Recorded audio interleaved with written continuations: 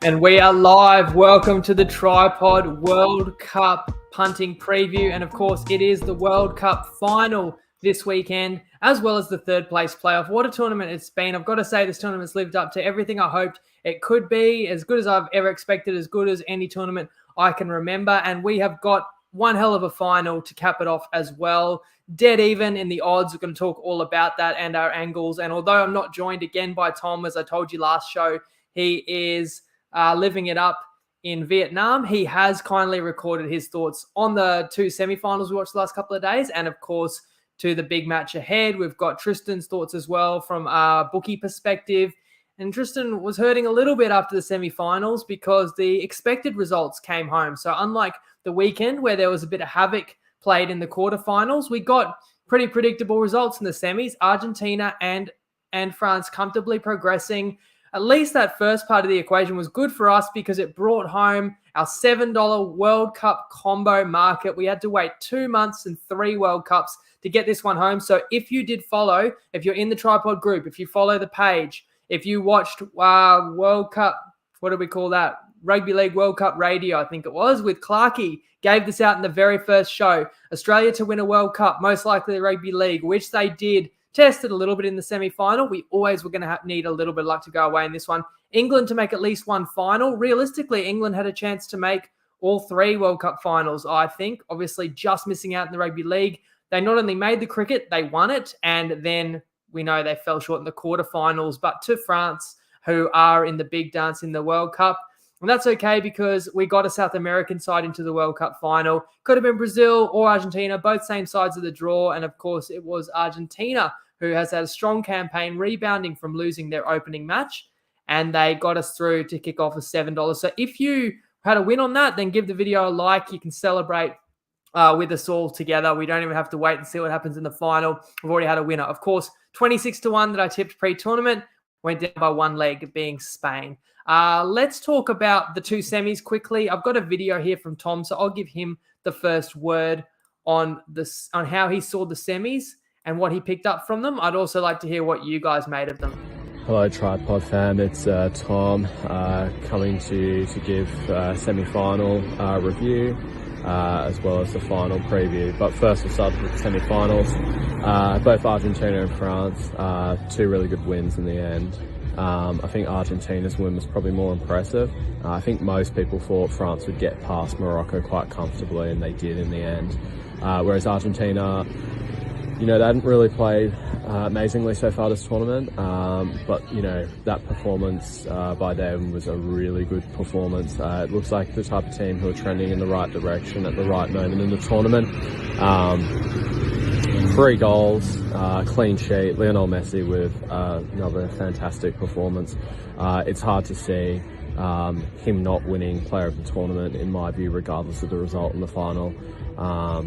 So yeah, really good result for Argentina. I think they're going to take a lot of confidence from that performance. My concern with Argentina before this tournament and during the tournament was perhaps that they were a bit over-reliant on Lionel Messi still. I think they still are obviously very reliant on him, but, you know, Alvarez has shown, as well as a few other players, they've shown that they can step up and really come through when it matters. And yeah, it was really impressive to see Alvarez step up for Argentina. In terms of France and Morocco, yeah, I was surprised to see Theo Hernandez get the goal. I think he's been a bit of a weak point for France, so good for him to get the goal.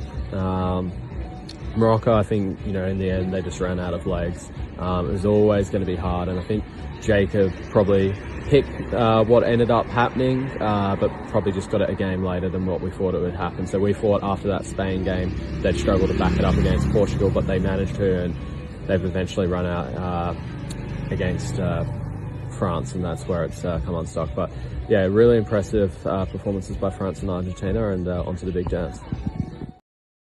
Thanks, Tom. Apologies for the background noise there. He's on the side of the road somewhere, but there was a little bit of background music for you. I hope this video doesn't get ripped off the live stream. I have honestly had that happen before. I've done a live video and we've had some audio playing that we didn't have the rights to, and the technology, the code, or the algorithm out there is so sophisticated, it actually ripped us straight off the airways. So hopefully that won't happen. It was pretty muffled, but I'm hopeful that you got Tom's message there.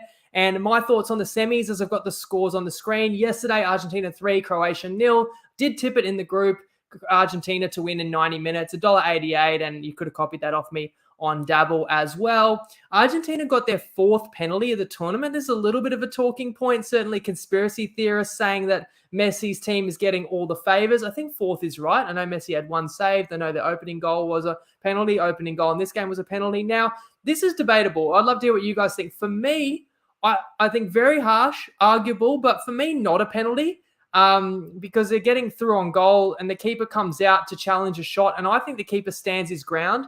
And then the striker, after pushing the ball past the keeper, he's not trying to get past the keeper. It's basically an attempt on goal. He's going the opposite direction, then collides into the keeper. It's always a funny one when a striker runs into a defender or runs into a keeper. And if I didn't feel like the keeper moved his line, I'm not sure it's a penalty. Anyway, it gets given to Argentina. It does make me think the first penalty they got in the group stage was questionable too. So certainly people are saying that they seem to get all the calls. And not only does Messi slot that penalty coolly, but then the second goal Argentina gets is a breakaway where Alvarez runs about 50 meters. Now he does get to the box and the ball ricochets a couple times, bounces back to his feet, and he finishes. And if you want to say that penalty call really hurt Croatia and changed the game, I actually think that the Croatian keeper hesitates on coming out to challenge Alvarez for the second attempt because he was already on a yellow card and he kind of just stood his ground to make sure he couldn't be judged a foul and was just a foot away from being able to save the ball or get in front of it. And Argentina's up 2-0 and Argentina pretty much cruises. Alvarez, in fact, gets a second one in the second half and Argentina wins 3-0, which reverses the scoreline that Croatia dispatched them in the 2018 World Cup, funnily enough. And doesn't Messi look as good as ever? Now, this morning was France 2 beating Morocco 0. And what I will say about Morocco, in some ways, they are the World Cup winners already, getting to the semi-final, the teams that they've beaten along the way, the performances and the inspiration they've played with. And if you didn't see this match, you'd say, oh, yeah, that's a very predictable result. But Morocco were completely in this match, despite having forced changes, despite having players playing hurt and players that had to come off. You got a goal 5 minutes in. I've got to mention that because Argentina scored 34 minutes in, which put us right around 50-50 to hit our $3.50 mixed matchup style tip, which was fastest goal of the semis to be scored by Argentina. Well, France knocked that off 5 minutes in. Very first chance. Moroccan defender misjudges a through ball, gets turned by Griezmann, and they still could have cleaned it up. A couple of shots get blocked. And the ball just falls to Hernandez, who has a pretty tidy finish past the keeper, acrobatic. That was the story of this game. Ball bouncing around in the box, France gets to it and scores. That's how they got both their goals. Whereas at the other end of the field, Morocco created just as many chances, ended up in the France penalty box just as often, had plenty of times where the ball was pinballing around and there's a skirmish in there, and it just never fell for Morocco. Best chance they had was a bicycle kick.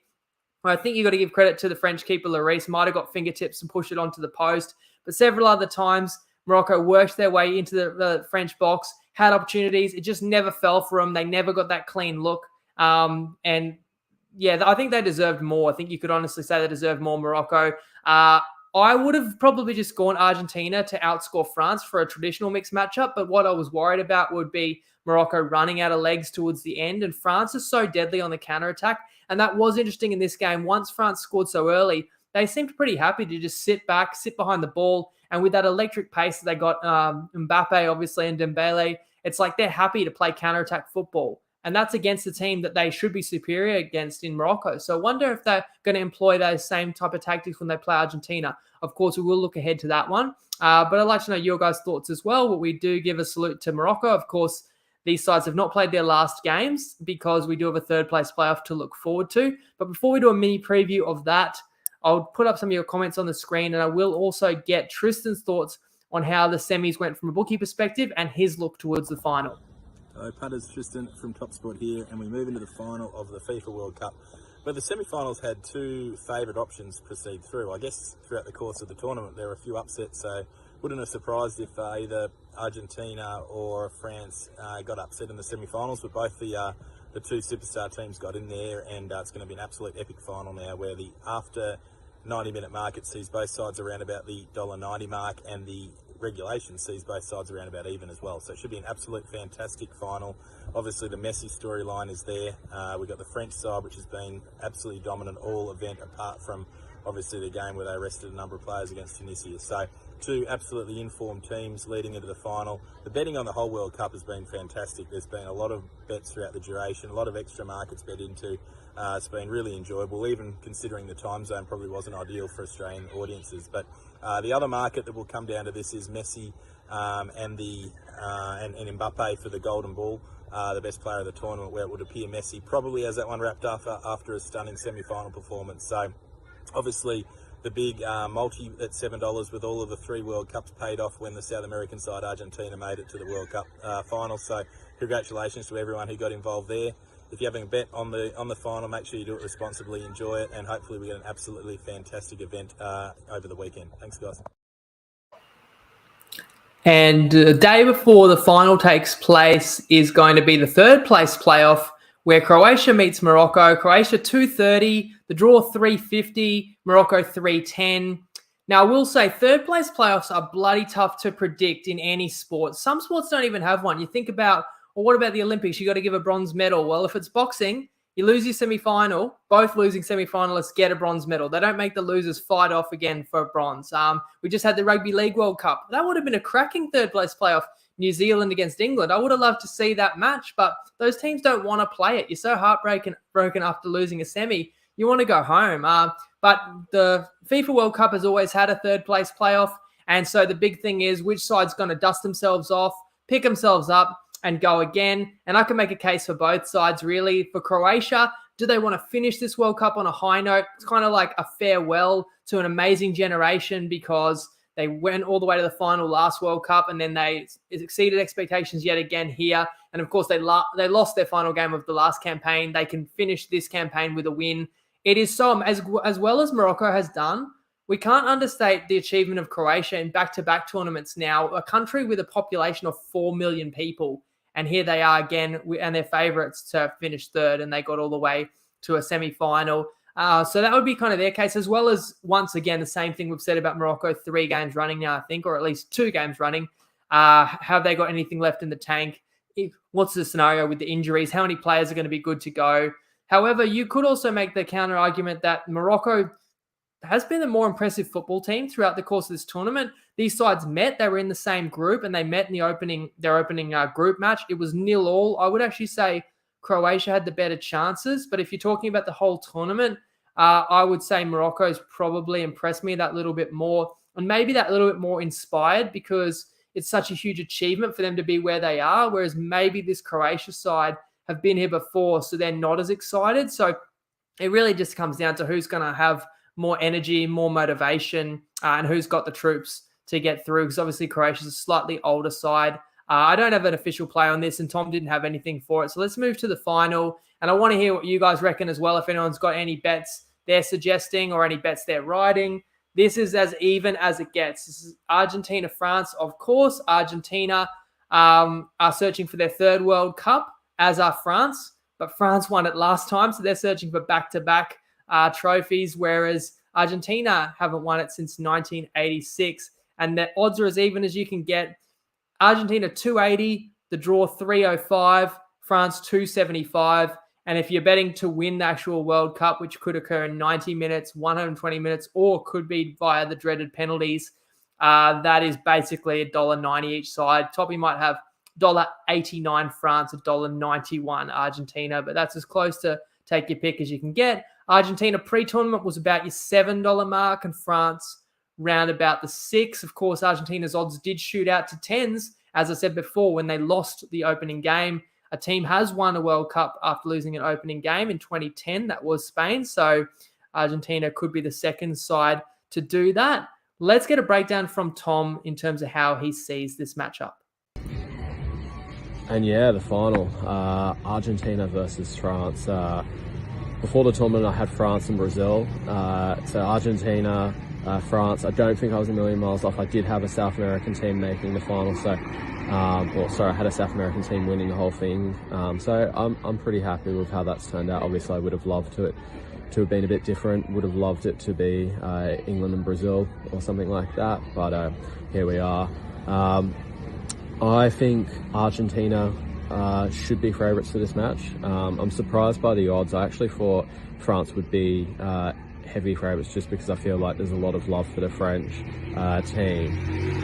So yeah, I think my lean would be Argentina. I think some things in football and sport are just written in the stars, and I think Lionel Messi going out with a championship on the world stage would be the most fitting thing ever. It'd be the most beautiful ending to a fantastic career. I think Lionel Messi is the greatest player ever, regardless of the result here. So I really want to see him win it. In terms of the game itself, I think it's going to be it's going to be a bit of a hard one to pick how it actually goes, because I think there's every chance the South American side are going to try and make it an absolute brawl and make it a really hard game for the French to get their flair and tactics across. The thing with knockout football in the last 20 years is generally when it's come down to it, the European sides have had the South American sides. So I think Argentina are going to have to be smart with how they approach it. I think the way that they've been playing this tournament, they've been pretty good defensively, aside from that first game, and even then I don't think they were that bad. But I think Argentina are trending in the right direction. I do think the French have too many injuries. I know they've been able to get by, but at some point your luck is going to run out. Argentina haven't really lost many games in the last 2 years. In fact, they've only lost that game really against Saudi Arabia. There's a reason why they keep winning. It's because they're a good side. Lionel Messi is just the cherry on top. So I think Argentina win. I hope Argentina win, and enjoy the final, guys. There you go. Tom's with Argentina, and he's talking about historical context of this game, calling Messi the greatest of all time. Now, sometimes I worry, are we a prisoner of the moment? Are we always going to be biased to the players that we've seen live or as we've grown up? But in terms of the debate of the greatest footballer of all time, for years it was always kind of a debate between Pele and Maradona. Obviously, Maradona being Argentinian legend as well. And now I think Messi's kind of put himself in that debate, in that conversation. But Pele's won the World Cup not once, not twice, but 3 times for his country, Brazil. Maradona won it the last time that Argentina won it, which was 1986, made the final again in 90.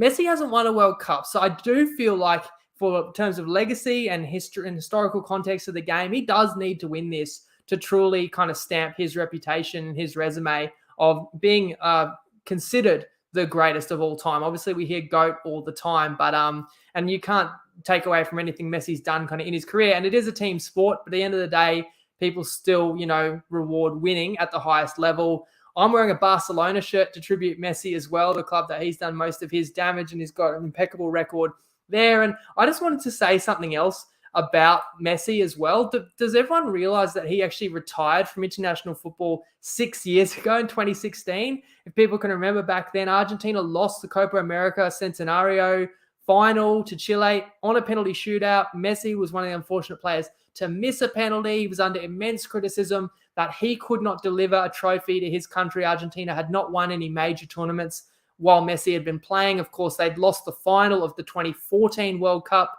in extra time as well, and he'd never won a Copa America. Now, he did turn that decision around just a few months later, and I know there's people that don't like Messi, and maybe there'll be some commenting now, but people will say that's overdramatic that he retired and then came back. And I always think it's just crazy that there's people that hate on Messi, and then there's people that hate on Ronaldo, who's been the other superstar of the last, decade and a half. It's like you don't need to bring one down to make the other one look good. I think we can just admire and appreciate and enjoy both. And I would love to see Messi get it done personally, because he unretired a few months later, I guess once the emotions wore off, even though he was devastated that he couldn't deliver that trophy to Argentina. And in fact, last year, he got the monkey off his back to some degree. Argentina beat Brazil in the Copa America final. They went on an unbeaten streak. That was snapped by Saudi Arabia, but that's their only loss in the last 2 years, as Tom said. And now he has a chance to reach the pinnacle of the sport and lift the trophy for Argentina at age 35 in the 2022 World Cup. And I spoke about Golden Ball just a few days ago, and I gave you guys, I think, pretty sound advice. I said I didn't understand why Mbappe was favourite for the Golden Ball. If you think Mbappe is going to win Player of the Tournament, back France to win the tournament, because I think they'd need to win it for Mbappe to win it, right? And France was paying more than Mbappe. If you think Argentina is going to win the World Cup, I said back Messi for Player of the Tournament, because if they win it, they're definitely going to give it to Messi. And even if Argentina are runner-up, they might still give it to him. And I think at this point, Tristan touched on his performance yesterday. He's come up clutch in these knockout matches. It was awesome in the quarter. Man of the match performance in the semi-final as well. Mbappe has set the league on the tournament on fire, but I have to say some of his most outstanding performances were probably earlier in the tournament. I don't feel like they rode Mbappe to necessarily beat England. I thought others stood up, and even you could say the same today. And I think France could win the World Cup, and Messi still, I think, to be honest, I'll go as bold to say Messi's name's already on that trophy for Golden Ball. So I think if you played it that way, Messi at 225 3 days ago when I said that would be how I'd play Golden Ball, I think that was sound advice. Now let's look at this matchup. 2018, I think the first game that a lot of people are going to look to and maybe want to talk about is the last time these sides met in a World Cup game, which was 4 years ago in the knockout round, in the round of 16, in fact. I mentioned before Argentina lost to Croatia in 2018. That meant they didn't top their group, and they collided directly with France in the second round. And it was 4-3 to France, and there were some worldy goals in that one. I think Di Maria for Argentina, Pavard for France. Well worth it chucking on the highlights just to relive that one.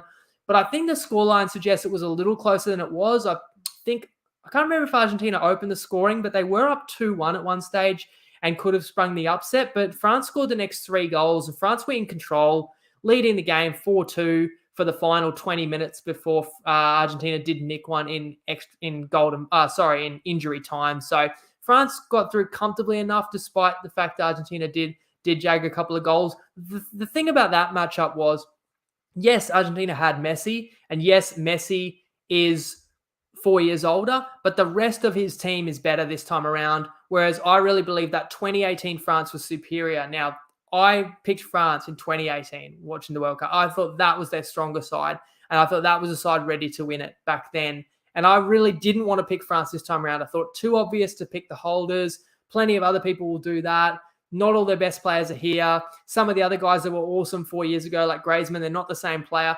To a degree, I've been proven wrong. I still think when you can make a final and you had to beat Poland and Morocco in two of your 3 knockout phases, that's quite lucky. Legit win over England, but again, I'm going to say it for the English fans out there and anyone that backed England like me, England should have easily won that. I still am not convinced that France were better than England. Just think that they took their chances on the day. So, look, I'm still here saying I don't know if France are the best team at the tournament.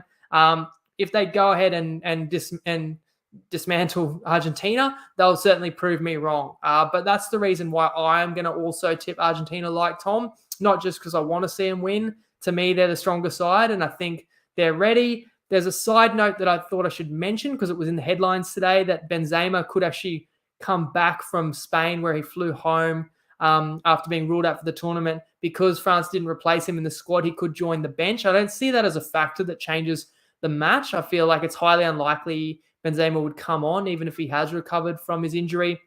And if Benzema is playing in this match, you really know that France are probably down 2 goals and just throwing on an extra striker. So didn't see that as a factor, but people could say, oh, what about that? As I say, yes, Messi's older, but you see how much work the rest of the team does around him and how much they worship him and how much they want to win it for him. And I also think that if France does play that counter-attacking style that we've seen them play, where they invite pressure like they did against England and against Morocco, Argentina's got, as much class as anybody to take advantage of the opportunities. And like England had quite a few opportunities to score, as well as the 2 penalties, a lot of good opportunities to score against France, just couldn't do it. And so did Morocco. So we know Argentina will get chances to score, and I'd kind of back them to take 1 or 2 when they really need it. So my tip is going to be Argentina lift the trophy, $1.92 on Dabbles, best odds I can see, $1.91 on Toppy. You might be able to do something with that, Ladbrokes. So pretty much pick them across the board. Love to hear what you guys reckon as well. But that's the end of the pod, guys, and that's the end of me for 2022. So I want to specifically thank Tom for joining me through the FIFA World Cup pods, Clarkey for the Rugby League World Cups, of course, Matthias throughout the NRL, Jeff and Dan, admin, all the work they do, Barney, Nettie, Matt, the Undertaker. We've got to thank sponsors, Tristan and Top Sport most of all. And especially everyone who has followed along. So especially you guys, anyone that's followed or supported in any way. If you want to say thanks to the pod, all we really ask is you can hit subscribe on YouTube. You can hit subscribe and review on your pod player. You can drop a like or a comment. I hope you guys all enjoy the final. Have a great holiday period. It's been a privilege to bring you everything that we have this year. And I will see you all in 2023 in one form or another. Take care. Punt responsibly as always. And Lego.